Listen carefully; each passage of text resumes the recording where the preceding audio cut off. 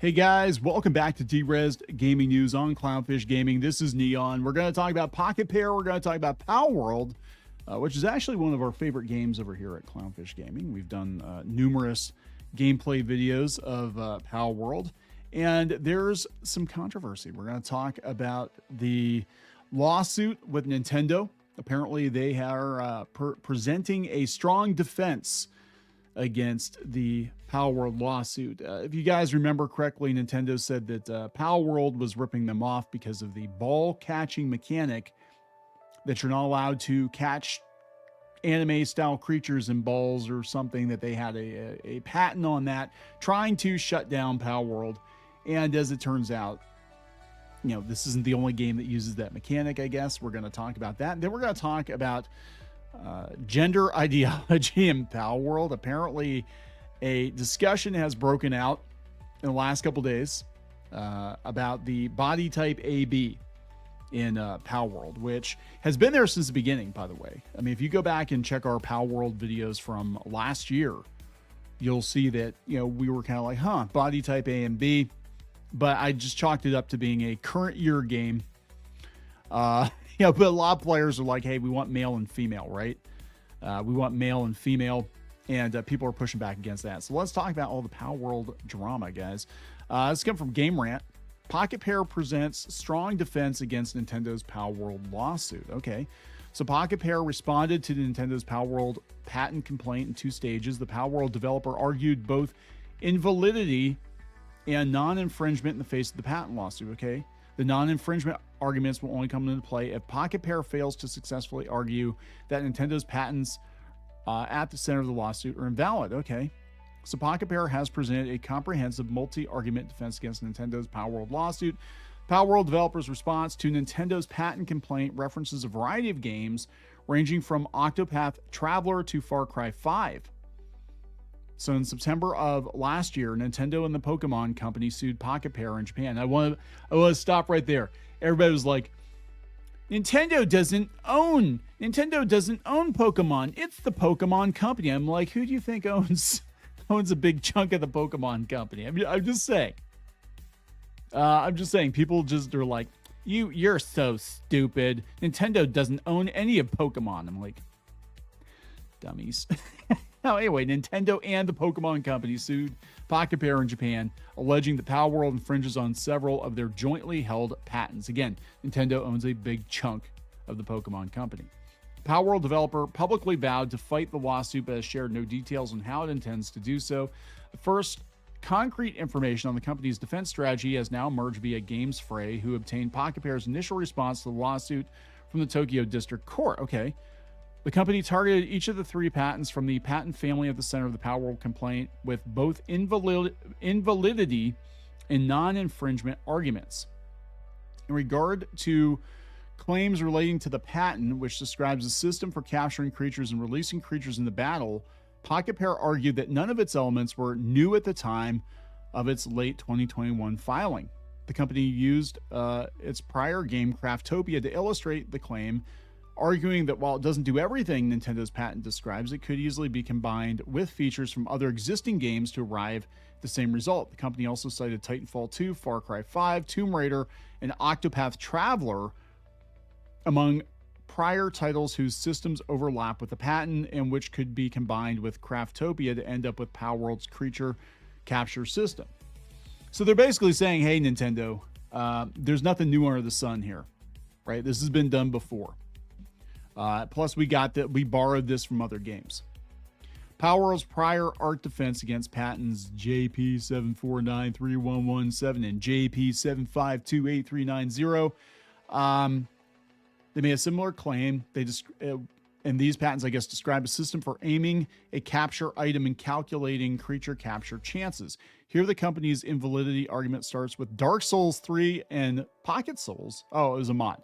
Pocket Souls, which allows players to capture enemies and use them against one another. Pocketpair said that combining its ideas with Craftopia, Fallout 4, mod Nukamon, Monster Super League, or Nexomon would have been enough to arrive at a mechanic similar to those in Palworld. Yeah, so how come Nintendo's not going after them? Could it be that they're not a threat?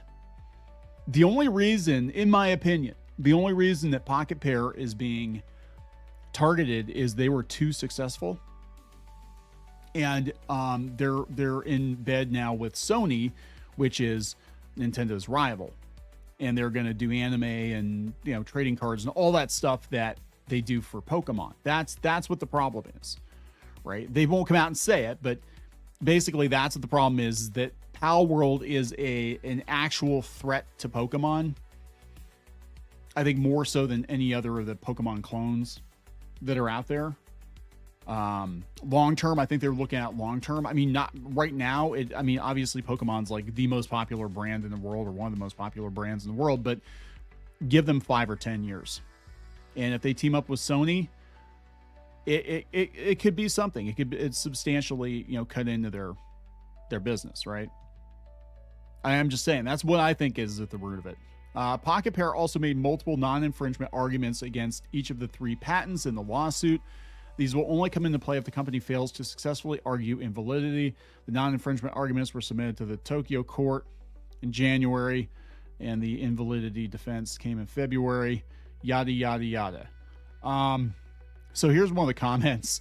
Reading the comments: Pokemon fans regurgitating the same unrelated topics and toxic defense for anti-innovative moves. Now they want the head of fan game developers for being fans and doing absolutely nothing here. Palworld's defense is simply on the incompetence of current Nintendo and Game Freak. This person says, so if Nintendo has patented flying on creatures' backs, sneaking and stuff, the lawsuit's over. Yeah, so that's the thing. Nintendo, here's where I'm really torn on this, because Nintendo wants to patent every game mechanic, even for mechanics they never really came up with. They just want to patent them. And I think that's an abuse of trademark and patent law, but this is Japan we're talking about. We're not talking about the US. The US, I don't think they'd get very far, but yeah, it's, if they decide that a side-scrolling game where you jump onto objects and jump onto enemies to defeat them and collect round metal objects can be patented, then there goes Sonic the Hedgehog, right? I mean, that's what we're talking about here. So, like, I like Nintendo games, but I gotta tell you, I do not like Nintendo as a company. I really don't. And they are, and we'll talk about that in another video today. They're just going sue happy. They're suing modders. They're suing, the emulation scene. They're very litigious. Yeah, right. Like, again, I like Nintendo games. I respect the history of the company, but by God, they are just like one of the most ridiculous companies when it comes to lawsuits. I don't know how this one's going to go. This could be tied up in courts for years, and that's probably the point, right? The point is probably to just tie it up in the courts and cause as much damage to Pocketpair as possible. And if Pocketpair did not have Sony backing them up, I think at this point they, because they were having a hard time keeping their servers up, if I remember, because the demand for Palworld was so great. So speaking of Palworld, speaking of controversy, everybody's talking about this. So Palworld's moderators are silencing gamers asking devs to replace body type 1 and 2 with male and female. Yeah, it was 1 or 2 or A and B? A and B. Now they have like multiple types. Yeah, and that was like, look, everybody's getting, and I'm not knocking other YouTubers or, Twitter people or whatever. I'm just saying everybody's getting upset about this now. This was there on day one, because we played Palworld on day one, and we actually played it on the channel. It's kind of like, oh, okay, we're doing that, type 1, type 2, whatever. I guess my thing, and I've said this before, in relation to like Dragon Quest 3, is I don't mind as much if it is, if it's a newer game, I don't mind as much, right? So that being said, it is kind of weird when you can only mate male and female pals and the humans, or, what I'm saying? So it's like they're trying to please everybody, I think. So anyway, Grums put this up. This is what's going on here. Palworld put body types in character creator because Americans sometimes want to make very ugly characters. No, we don't. Not most of us. Please bring back male and female. So I think what's going on is in Japan, overseas, they're getting a very distorted view of what gamers want based on I believe gaming journalism based on Discord, based on Twitch, and all of these things tend to skew left, and they tend to represent a very small vocal minority of gamers. Like they talk about how the right-wing gamers are in the minority. The left-wing gamers are definitely in the minority. And so what they're doing, I think, is they're processing this. And I've seen this with other companies too. Like, I don't think the Japanese companies actually believe this stuff. You know, a lot of the gender ideology and the, you know, skin tones are problematic, and this is problematic and that's problematic. I think they're just looking at from a marketing perspective. I think a lot of them, and just like, oh, if we want to sell our game overseas, we're going to have to do X, Y, Z things so we don't offend them because they're too nice. You know, a lot of these developers, I think they're too nice. Meanwhile, China's just like, whatever, big tits on all the Marvel women. You know, even the ones that have been flat chested lately. Carol Danvers, yeah, she's got big tits too. We're gonna just go all in. So yeah, let's see here. They're interviewing the Palworld guys on Japanese TV. None of them knew how to develop a game. We all learned on the job. Budget of $10,000, and Nintendo's trying to destroy them. Game Freak is in shambles. Yeah, most models and gun stuff by some middle schooler who was working part-time at a convenience store that the devs went to. What? Originally, they were going to do Unity. Then they realized it was laggy, so they switched to Unreal on the advice of their senior dev who had worked with Unreal once before. So wait, I want to stop right there.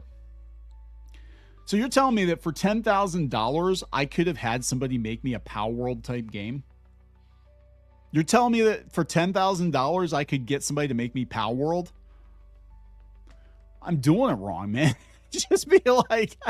I'm just like, yeah, okay, we'll kick you guys $10,000. Make me a Palworld game. Jeez. I said none of them knew how to use Unreal, so they decided to split up the docs. Senior dev had to teach everyone else what Unreal was and how to use it. The decision to make it Pokemon with guns was because they're worried the game would not be a global success unless they added guns to it, because Americans like to shoot things.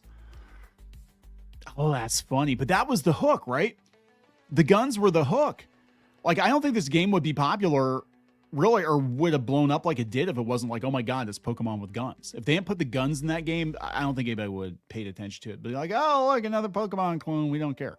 And the guns might actually save them. They might say, well, hey, this is more like Fortnite than it is like Pokemon. It's just Fortnite with then Epic Games is going to come sniffing around and be like, yeah, we want to cut at that too. Right? The gender-neutral Type A character creator was because Americans sometimes want to make very ugly characters. Wow. No version control used at all. We didn't really know which one would work, so we copied all the files into a flash drive every day. Every week, we would buy a bucket of new flash drives. Wow, that's crazy. So these guys really did not know what they're doing, but Game Freak was the same way. And if I remember correctly, they lost Pokemon like in its entirety and had to rebuild the game. Like, they didn't know what the hell they were doing either. They just knew that they wanted to make a game. They had an idea for a game and they did it. But like, this is crazy, man. They're just like, wow. So now there's this huge discussion in the Steam forums right now about dropping body type A and B.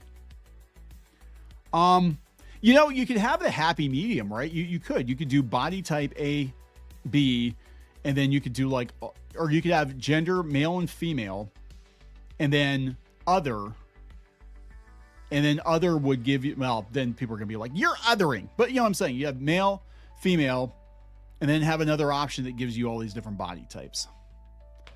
You know what I'm saying? Like custom, male, female, and custom.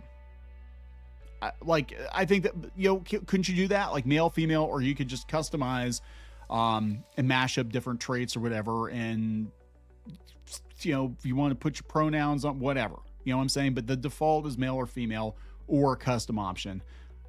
I mean, I think that's, from my point of view, that's a pretty reasonable workaround. And then you're kind of shutting everybody up. But, you know, none of this would have been, I think it's funny though. They're just like, yeah, we put guns in it.